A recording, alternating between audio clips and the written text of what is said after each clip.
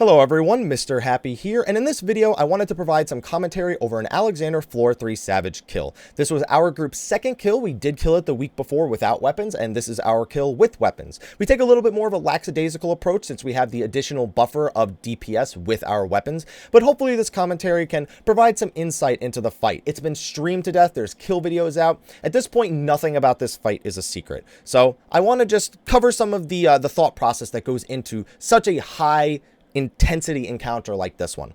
Now, having said that, the first phase is very similar to normal mode, and you'll recognize that immediately. Starts in his human form, has most of the same mechanics, the cleave, he's got the Protean waves, and the Protean waves are really the only new mechanic, because after the initial Protean wave, 6 party members, I believe that was there, get targeted by a secondary Protean wave that's undodgeable and doesn't knock back, but deals high damage. And the way to counter that is to just have people spread out around the boss. Just make sure that 2 people aren't stacked or within a line of each other. Otherwise, you'll draw 2 Protean waves into the same location, almost definitely killing anyone who's not a tank, since they do, I don't know, like 7 to 8k damage each or something like that. And you're not exactly going to prepare mitigations for that accidental situation. And other than that, Sluice is the same, Cleaves are the same, splashes, everything just deals more damage. So this phase is really, it's quick to get past, and you want to deal as much damage in this phase as possible to the boss. May need to rewind a few times on the second part. There's a lot of things that go into this hand phase. Now, it's going to start, he's got the cleave, he's got the knockback in the form of wash away. However, immediately after the first wash away, he's going to perform a new mechanic called Digititis. Digititis marks a DPS with a marked for damage down, a healer for marked for healing reduction, and a tank with marked for physical vulnerability up. You basically want to pass those debuffs to the people that will not be as affected by them within the time that the boss is casting Digititis. That's where you saw people moving together. That was actually the original targets that were marked, spreading their mark to a target that won't be affected as much. For example, our healer has the physical vulnerability up. They just have to make sure they stand out of this cleave because it'll one-shot them. We have to make sure that the DPS don't have that damage reduction and that the healers definitely don't have the healing reduction on.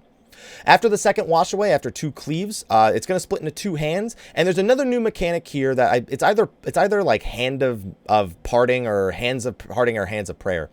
If a hand glows, see how it's like high-fiving the glowing hand? That means that by the time it does that slam attack, both the hands need to be within their hitbox. If one of the hands is a fist, then it means they need to be basically on opposite sides of the arena before the hand hits the ground, or it's a wipe. The bottom line is there's multiple things that it does, but in the end, it is a wipe. This part right here, equal concentration, puts a flat 8% difference between the 2 hands' health bars, and you need to bring that difference within 4%. So this is a very high intensity DPS check right here. We even have our Scholar pretty much going full DPS while our White Mage takes care of the healing, just to make sure that we can handle this without the use of a limit break. It's pretty vital that you be able to do this phase without a limit break. During progression, expect to use the limit break while you get used to the fight, while you get used to this phase, and learning how to use your cooldowns and when to use them most optimally. After you take care of equal concentration, which leads into Hand of Pain about 20 seconds later, the mechanic that will actually kill you if the boss's health bars aren't brought at least within 4% of each other. Then they'll do another one of either the Hand of Parting or Prayer. As you can see there, we had them close together, so one of them became a fist, so we separated them. One final cleave, and then you move into the third phase. Like I said, I know there's a lot going on here, but just try to keep up with me.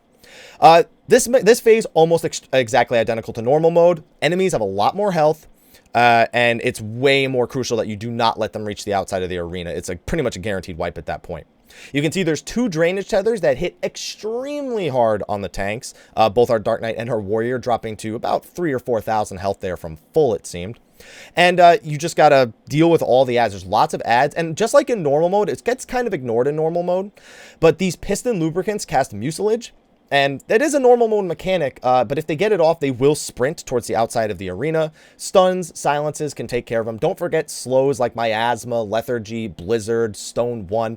All of those things help make this phase a little bit easier on people. So we had 2 piston lubricants at first. We had another piston lubricant in that previous wave that you just saw. I believe that was wave 3. Only dealing with gear lubricants, and also the plus minus mechanic, ferrofluid. There's 2 of them now, which I think people thought was going to happen going into Savage anyway. The final wave here is 4 piston lubricants. Just have to make sure they're slowed, they're stunned, they're silenced, whatever it is you got to do, and kill them before they reach the outer edge. Pay close attention to your resource management and your cooldown usage. I am trying to save cooldowns here just for the next phase. This phase is set in time, although I will mention a potential kind of just a weird interaction with this phase later in the fight, especially towards the end. This happened on this kill as well as an attempt we had the day before, the day we killed it before the 3rd week reset. Now we're immediately into the final phase. It's not like normal mode where it waits till like 35%. It immediately puts you into the final phase and does cascade. There are now 3 ferrofluids right here. So you have to, again, very carefully pay attention. You do not want the plus minus people to touch ever. And you don't want to knock people into the cascades or into the electrical field by having the same one. You really got to make sure you're planning these things carefully. Now, the rotation for this phase is quite different. It's going to go Sluice into Protean Wave. And then it's going to follow up with the other Protean wave, the secondary Protean wave. So we have to deal with these Protean waves, and then we have to immediately spread out like in phase 1 in order to dodge the secondary Protean waves. Also immediately into a splash. So there's a lot of raid-wide damage. And don't forget, the tank is now taking blunt resistance stacks up, just like in normal mode. That's still pretty much the same. So if you have that knowledge from normal mode, it'll help you here. Lots of raid damage and a very high DPS requirement. So you're really trying to squeeze out every positional you can get, making sure nobody dies. Very important. Now, after this Sluice, instead of Protean Wave, it is Digititis, which is, of course, the Savage-only mechanic. Same deal. We have both healers seek out... the only new real thing is that 2 DPS get marked for damage reduction instead of 1. So both of our healers are responsible for picking up the damage reduction, and we have either a melee DPS or our Bard pick it up off of the tank. We're also going to reposition this right here, and now in the second cascade, there is another new mechanic. This is the limb phase, I'd like to call it. That is the hand, basically, from the earlier phases. It'll mark a healer, grab it, and start trying to drag it towards the outside of the arena. Your goal is to kill it before it gets there. As you can see, using the Black Mage LB3 right here, just because we have an LB3. Don't want to, get rid of the hand as quick as possible, deal some damage to the boss at the same time, and start generating the LB3 again, since the fight still has quite some time to go. Since there's only one healer around at that point, and they both have the damage reduction still from the previous Digititis, you just have to be attentive to all the AoE damage as well as the tank damage coming out in this phase. Same thing, deal with the Digititis the same way we named before, and now it's going to go into 6 splashes. You can notice that we also had a tank swap in between cascades. That's pretty much the time that we decide to do it. Little additional tip on that liquid limb, or that living liquid, whatever the heck it's called. Stuns. Really great to have some stuns. Paladin chain stuns are good. Organizing stuns between the other 2 tanks if you don't have a Paladin, also really good. And just kill it before it gets to the edge, or things get really, really hairy at that point. And this is the 3rd set of cascade phases. You'll notice the tornadoes are back, and there's a drainage tether. So you notice there's a drainage tether coming from that tornado. There's Protean waves coming from this tornado. We have ferrofluids right now, as well as, I believe, contaminates being shot at us. The targeted damage from the tornado phase before being shot at us from another tornado. There's also another mechanic called throttle. Just as soon as get rid of it ASAP. And then there's one other mechanic that's going to come out here in a second. So you have the cleaves, you have the Protean waves, you have the drainage, you have the throttle, and then you have the ball. That thing has a name. I don't know. It says what it is on the left-hand side, but while I'm on my recording setup, it's kind of fuzzy. It's like an embolus or something like that. Don't let that touch anything. Just don't let it touch anything. And another one of those is going to come out. Drainage, Protean, throttles, ball, second Protean, sluice, all at the same time. Have to make sure to survive it as best as possible. No Digititis is in this phase, or our healers actually don't have the determination down. And at this point, you repeat what you just did, with the only major difference being that you no longer have the LB3 in the, wow, low health. You no longer have the LB3 for the liquid limb. So at this point, I can kind of take a break from talking about the mechanics of the fight to talk about really the mental approach to this fight. Now, it is extremely taxing on the DPS.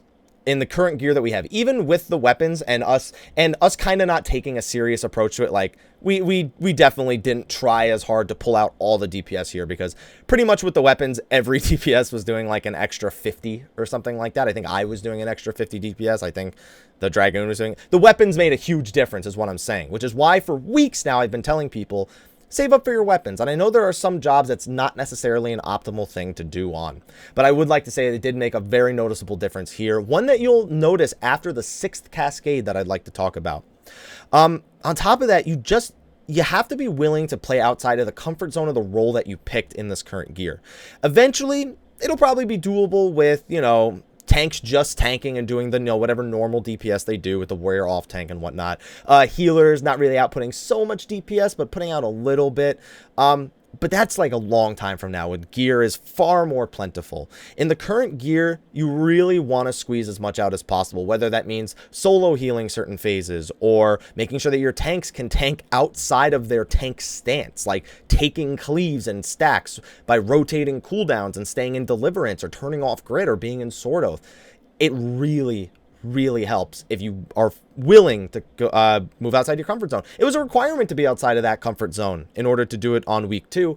I just think that eventually with gear, that will be a little bit easier to go through.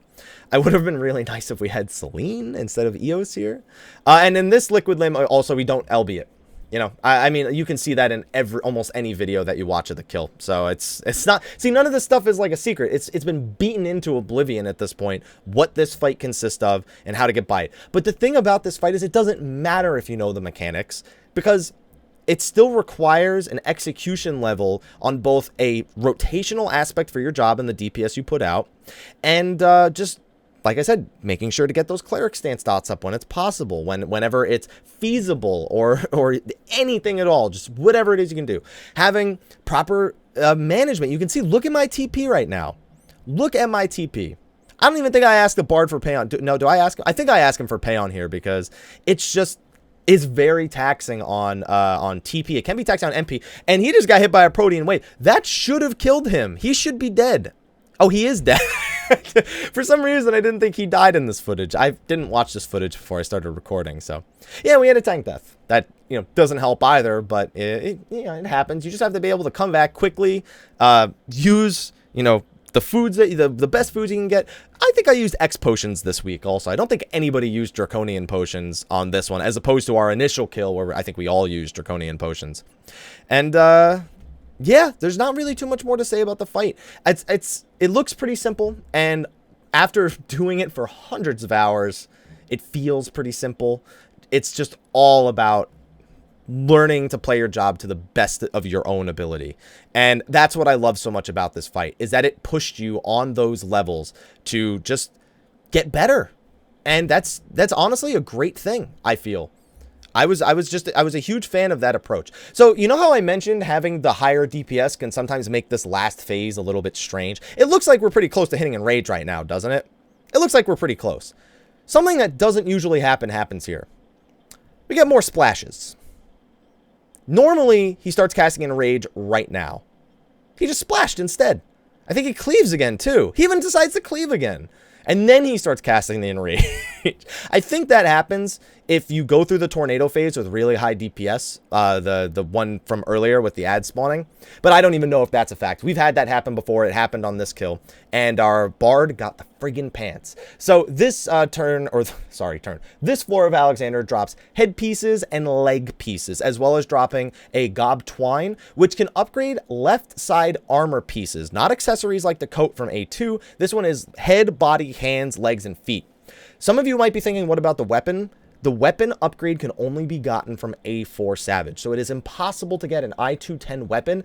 As of right now, which is patch 3.05 plus a few hotfixes, it is impossible to get a 210 weapon without beating A4 Savage, which is going to make progression in A4 Savage pretty interesting, and I'm looking forward to it. Hopefully you enjoyed this video. I know I didn't cover everything, but it's just there's so much to talk about mechanically in this fight. Eventually there will be a guide for this fight, a full-blown guide, not just this commentary and kill thing, but hopefully this helped clarify the approach to the fight and explain a little bit more about the kill videos you've been seeing recently. Thank you for watching this video. If you have any questions, if you have any comments or any recommendations to other people, if you're on A3 Savage and you have recommendations for other people, be sure to leave them in the comment section of the video below. Anyway, I'll see you guys in the next video. Wish us luck on A4 Savage, and I'll see you guys next time. Until then, take care.